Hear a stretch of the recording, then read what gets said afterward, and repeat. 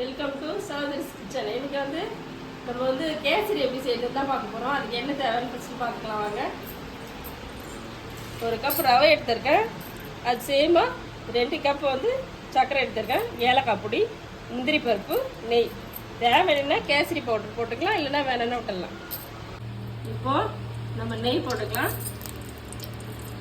நெய் போட்டுட்டு ரவையை வறுத்துக்கு போகிறோம். ரவையை நல்லா ஒரு 5 நிமிஷம் ஸ்லோ ஃப்ளேமில் வச்சு வறுத்துக்கிறோம். ரவை இப்போ நல்லா வறுபட்டுச்சு. ரவை ஒரு 5 நிமிஷம் ஸ்லோ ஃப்ளேம் வச்சு நல்லா வறுபட்டுக்கணும். ரவையை நல்லா வறுக்கலைன்னா பிசு பிசுப்பாக இருக்கும் கேசரி. ரொம்ப வறுபட்டாலும் ட்ரை ஆகிடும். ஸோ இந்த ஸ்டேஜில் ஊற்றிக்கலாம். ஆஃப் பண்ணிக்கலாம். ஸ்டவ் பேன் காஞ்சிச்சு. எண்ணெய் ஊற்றிக்கலாம்.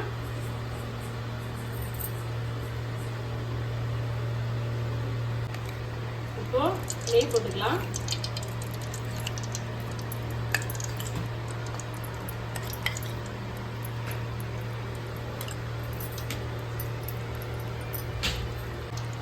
நெய் காஞ்சிச்சு. இப்போ முந்திரி பருப்பு போட்டுக்கலாம்.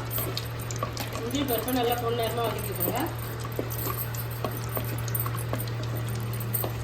முந்திரி பருப்பு வதங்கிச்சு. இப்போ தண்ணி ஊற்றிக்கலாம்.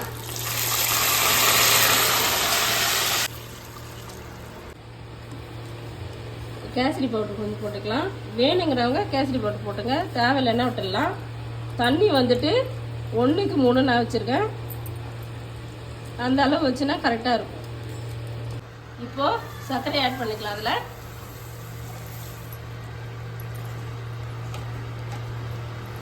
ஏலக்காய் பொடி சேர்த்துக்கலாம்.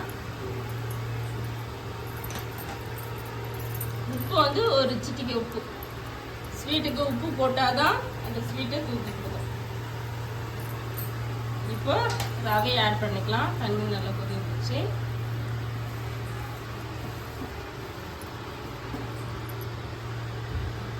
இப்போ ஸ்டவ்வை ஸ்லோ ஃப்ளேமில் வச்சு ஒரு 10 நிமிஷம் நல்லா வேகட்டோன்னு விட்டுடணும். கேசரி நல்லா வெந்துச்சு.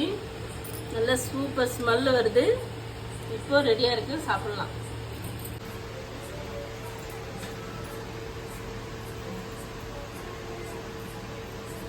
கேசரி சூப்பராக வந்திருக்கு.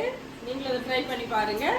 கேசரி செஞ்சுட்டு நாங்கள் சாப்பிட வாங்க. நீங்கள் சகோதரிஸ் கிச்சனுக்கு சப்ஸ்கிரைப் பண்ணுங்கள், லைக் பண்ணுங்கள், கமெண்ட் பண்ணுங்கள், ஷேர் பண்ணுங்கள்.